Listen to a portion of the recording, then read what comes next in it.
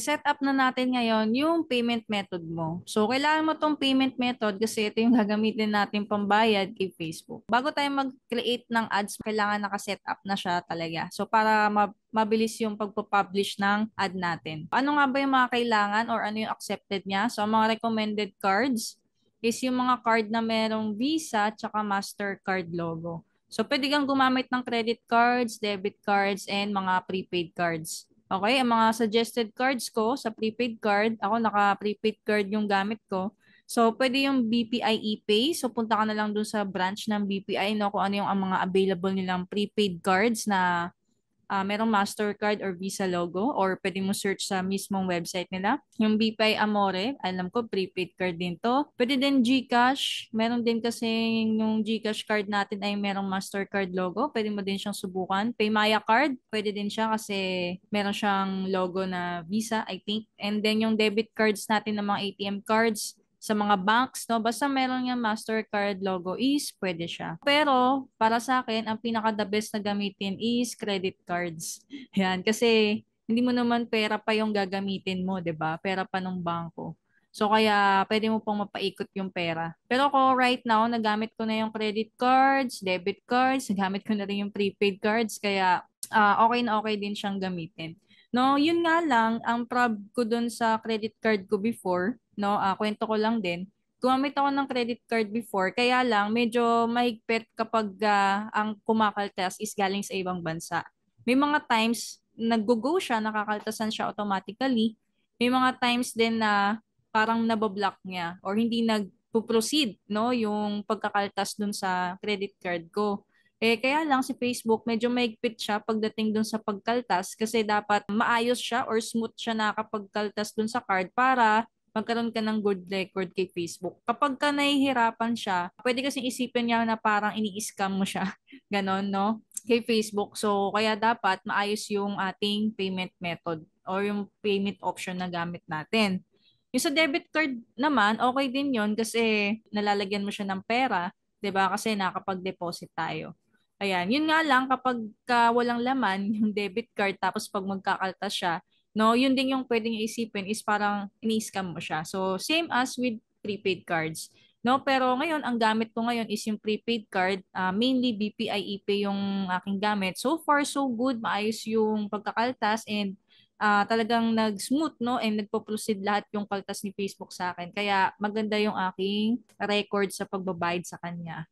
Yan. So, kailangan lang, lagi mo lang keep in mind na bago siya magkaltas, no, may kita mo naman yun dun sa payment settings na kung kapag ka na-reach nyo na yung ganitong amount of yung peso or yung budget, no, kapag na-hit niya na yung budget na, for example, 2.5, pagka nakaspend ka na ng 2.5, tsaka pa lang magkakaltas ng 2.5 dun sa card. So, kaya dapat, bago pa lang na umabot dun sa time na yon is na-loadan mo na yung prepaid or yung debit card mo. Okay? So, kaya nga, pinaka the best credit card kasi may laman na siya kagad eh. So, kaltas na lang siya ng kaltas. No? So, kaya ang maganda, basta ang lagi mo lang isipin, dapat merong laman yung debit or prepaid card na gagamitin mo. Whether hindi pa man umabot dun sa certain amount para goods tayo sa pagpipay kay Facebook. Ang gagawin lang natin is, punta ka lang ulit dito, dun sa settings icon natin, no? Tapos, punta ka naman dun sa billing section. Ayan. Pagpunta mo dun sa billing section, papupunta ka dito sa payment settings o payment activity, no? So, dito mo makikita yung mga transaction ID o yung mga nakaltas niya na sa'yo. So, ito yung parang pinaka-record of transactions mo. Tapos, click mo lang tong payment settings. Okay? Pagka-click mo sa payment settings, papupunta ka dito, yung current balance, no? Tapos, ayan, may view payment activity, okay?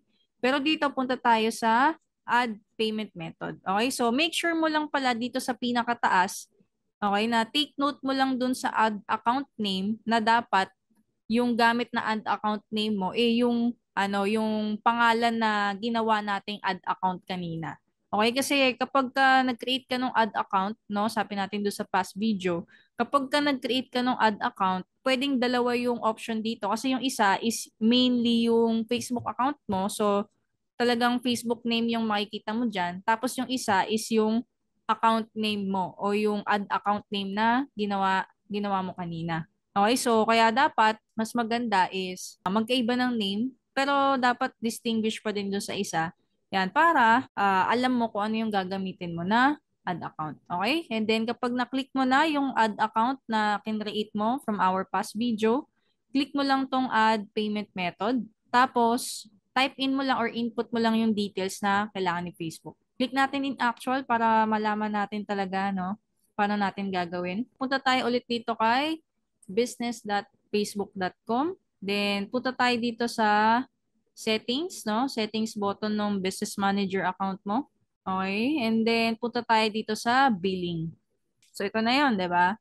Sabi ko kanina, dapat yung add account name na nakaselect is dapat yung add account na kinreate mo. So, click mo lang tong payment settings. Okay? So, again, check mo maigi yung add account ha. Dapat yung add account name na ginamit mo. So, yun yung gagamitin natin. Pwede kang mag-add funds. Itong add funds is pwede kang gumamit ng GCash or Paymaya. So, ito, meaning nung add funds is niluloadan mo si Facebook. Pero, ang downside nito is hindi mo mawi-withdraw yung in-add funds mo. So, yun yung for my experience ha. Para sa akin, mas okay tong add payment method. Ayan. Pero ikaw, kung gusto mo na makapag-deposit ka na para dito na siya kakaltas ka agad kapag ka nag-add funds ka.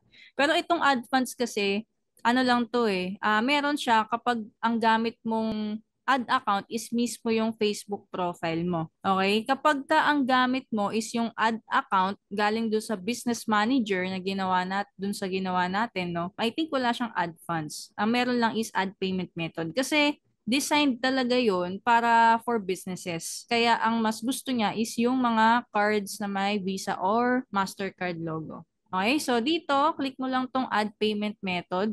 Ayan, so meron dito debit or credit card. Okay, pwede din GCash pala, may Paymaya din and add credit.